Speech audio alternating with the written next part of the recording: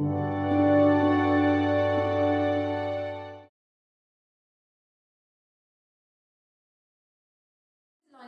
have another guest speaker this evening. She was awarded an honorary doctorate this year by Birmingham City University in recognition to her contribution to public life. She's been a community activist for several years, and she's been elected twice as a Birmingham City Councillor with large majorities. She's campaigned on local issues as well as the national issues which affect us all, including alternative economic policy to austerity, and internationally has called consistently for peace, playing an active part in the anti-war movement. Please welcome onto the stage, Salma Yaqoob.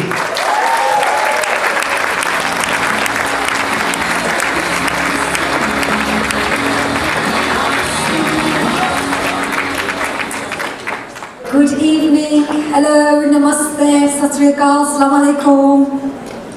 You can say something back.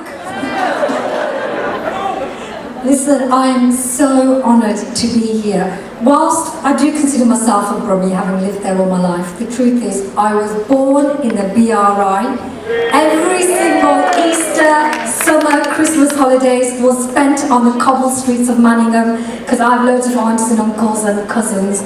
So I do very much feel I'm coming home when I see the brickwork change from the red Manchester, past the I have to say our bricks in Birmingham are quite boring.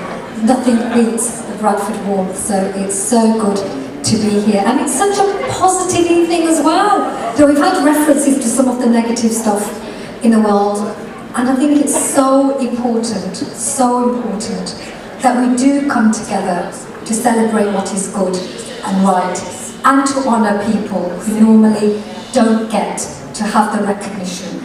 And I feel so privileged to be sharing in the evening tonight. And this is very special, because we do hear all the time, don't we, that things are not working. Oh, sorry, I can just hear somebody shouting. Okay, thank you. See, that was my mummy then. That was my mummy-in-law.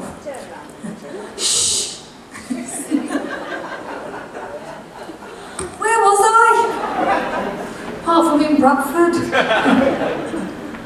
I was saying about why it's so important at this time. When we hear so much that multiculturalism is working, Birmingham apparently is a no-go area if anybody who's not Muslim or brown, according to Fox News, who of course have the latest information and are correct on everything. And of course we have all the negative news about Bradford, since the days of the riots. I want to tell the Daily Mail, come here tonight. This is what Bradford is. And I know good news is considered no news or boring by many people who should know better. But it is important that we make our stance and be vocal about what is working, because it's so easy for people to feel disheartened and helpless. And I was talking to some young people tonight on the table, I should embarrass you now. Haroon, Adam, Harris. They're going to be performing actually, they're inspirational themselves. Guys, you're not women, but you're still inspirational. And they were passionate about things, whether it's tuition fees, what's wrong with the world, but they said they're not interested in politics because they feel they can't make a difference. And that is so sad. And that, for me, is the real battle line. Because those who exploit, and when I say exploit, I mean they could be anybody. Because for me, the dividing line is oppressor and oppressed. You can be black, brown, a woman, and be an oppressor. You can be black, brown, and a woman, and be oppressed. So for me, I don't make a dividing line on gender, race, nationality. I'm on the side of the oppressed, regardless of background, and I'm against the oppressor, regardless of their background. And the way oppressors work is the crude ones do it in your face with military might and draconian laws. But the subtle ones, who are just as dangerous, do it by making people like you and I believe that we can't make a difference. It's their victory every time we continue feeling helpless Because I don't think it's not that people don't care. People tell us young people don't care, or people who feel distant from politics and what's going on, it's because they don't care. No, people care. It's just that they don't have that faith. And I'm saying to everybody here, you are seeing marvellous examples of inspirational women who did not wait for somebody to tell them that this is the right thing to do, who did not get permission, who were not given a pat. We were kind of doing a retrospective well done. Most of the people who've done anything of value have done it despite other people, believe me. And I really do pay tribute. I mean, I was really touched to hear about your parents who made the point about the colour bar. Because my dad, God bless him, he only passed away a few months ago, but his first job was in the mills in Bradford when he came from Pakistan. And he told us the stories of how, when they used to go to try and rent a house, they had the notices up. No blacks, no Pakis, no Irish, and no dogs. Right?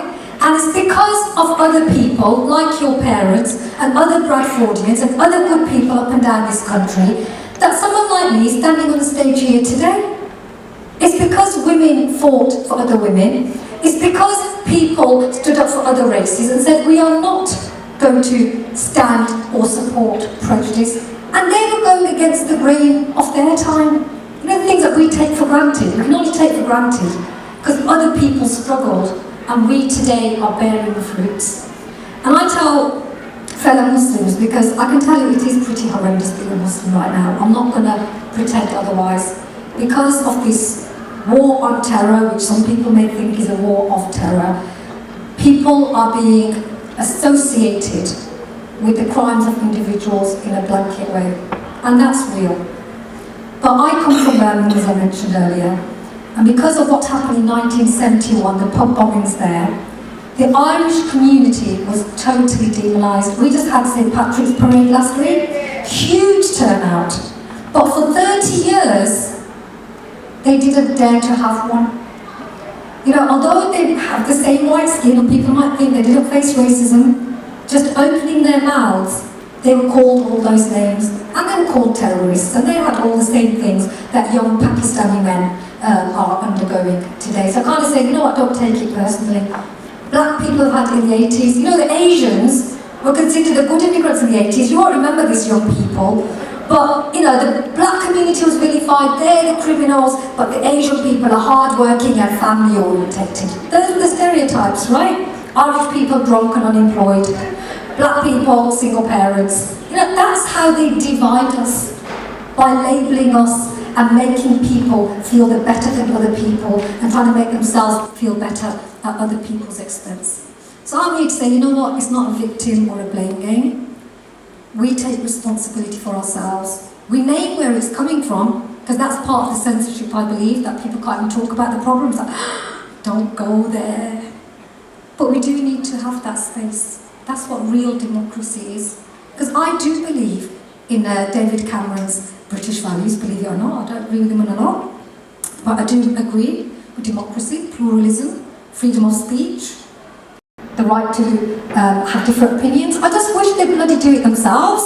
Because if you say a different opinion, you're a traitor. And we talk about community cohesion, but the real divide in this country actually is rich and poor. And they don't talk about that. And that, for me, is a real disservice to all people in this country. Because the fact is, the rich are getting richer. There's no austerity for the rich, by the way. If you look at the statistics, they're doing very well. And the poor are getting poorer. And the danger is when people feel insecure, and the insecurity is real, that's not imagined. When you've lost your job, when you're having arguments between partners because of the stresses of debt, which impact the kids, that is really smashing families and social cohesion. That is a real problem, it's not made up one. But then, when you get policies and human beings quite deliberately fostering that kind of division, the people on the receiving end can very easily look at somebody across their road who might be of a different colour or a different race, they might be Polish, they might be whatever, and blame them. Because that's the lazy and easy thing to do. And I see that that's what's happening right now, which I think is so dangerous. That people's insecurities are being fueled and then scapegoats are being made. And we have to learn from history. We have to, and I don't believe it's a far-fetched analogy that in the run-up in the 1930s, before the Second World War, this was exactly the same. You had the Depression and the Jewish community. When I say that, don't take it personally. Look at what the Jewish community went through in Europe.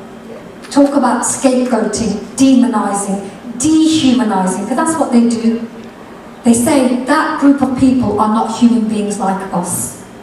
And that's why I say, if you stand for one, we have to stand for all. We don't make any divisions or exceptions. Whether you support that ideology, or that lifestyle, or that faith or not, because what makes the human race so beautiful actually is the fact that we have more in common, and I believe that. We have far more in common than any differences, right? We all want to be loved. We all want our kids to be safe. We want to have a decent roof over our head. We nice to have a nice car, but okay. Yeah, we don't want our kids to be harmed. Basics. I don't think anybody on the planet would be any different. But we have our differences, and it's okay. It's nothing to be threatened by. In fact, it is something from time to time to celebrate. But as I mentioned, the Jewish people went through it. And if we don't learn the toxic mix of economic policy and scapegoating, then we really have done ourselves and our children a disservice. So you doing what you are doing, and I mean every single person here, I mean fantastic, all the people are being nominated and celebrating. But the fact that we raised £25,000 in less than 25 minutes is a tribute to your humanity. I didn't hear someone say, that's not a Bradfordian orphan, so I'm not going to give. Because that's not the point, is it?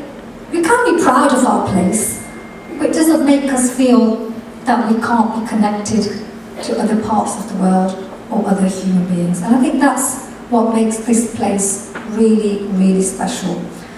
I'm just going to share with you just a few thoughts. I was asked to say a few words, but I'm mindful that the next round of awards is about to start. But part of when I say I'm privileged, I mean it, because as I was growing up, it was a different world for me. On the one hand, there's all the positives. I'm a child of the 80s. So for me, women's lib had won the argument, the Berlin Wall had come down, Nelson Mandela had been freed, Thatcher was just about on the way out.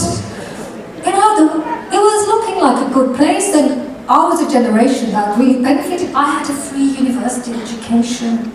Can't remember those days. I did come from a traditional Pakistani background, and whilst I love a lot of things about the culture, there were some negatives, and at that point, there was not one single girl in our family who went to uni. And I wanted to be a doctor then, and I got a place in London, and that was just not happening, because it was bad enough, because the thing was in those days, your jaja, you know, your dad's brother, comes round, she's going to run off with a white guy if you let her go to uni. So, that was out. Like you're going to run off with a white guy at Birmingham Uni, but anyway. So I stayed in Birmingham and I did a different degree.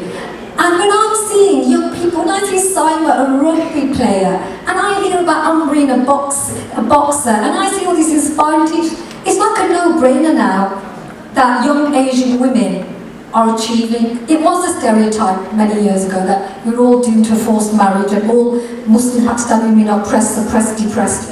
I'm not saying there aren't many who are, but the landscape has changed. It really has. And that's why, again, nights like this are important, to be very visible about it, to share it, to shout it from the rooftops. And myself going into politics, I didn't do it because I like it, I don't like it, that's why I went. You can probably hear I'm quite angry about a lot of things to do with politics. My actual passion is psychology, I'm a psychotherapist, I work in our brilliant NHS, but I chose to be vocal. And my dad, bless him, his reaction when I started to do the anti-war demos was, it's not our country. They'll kick us out if we say too much. And I've always respected my dad. And normally I'd always listen to him.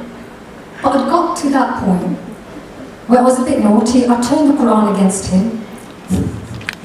Because I showed him the verse.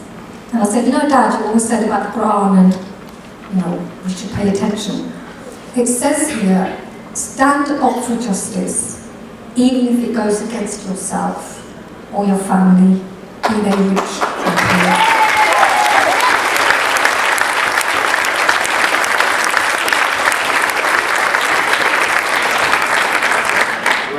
I couldn't say no to the Quran. But my mum, bless her, was still, Lord Garson, translated as, what are people gonna say? But that's the thing, sometimes you do have to follow your heart. And not because you know you're going to get what you want, but it's the trying.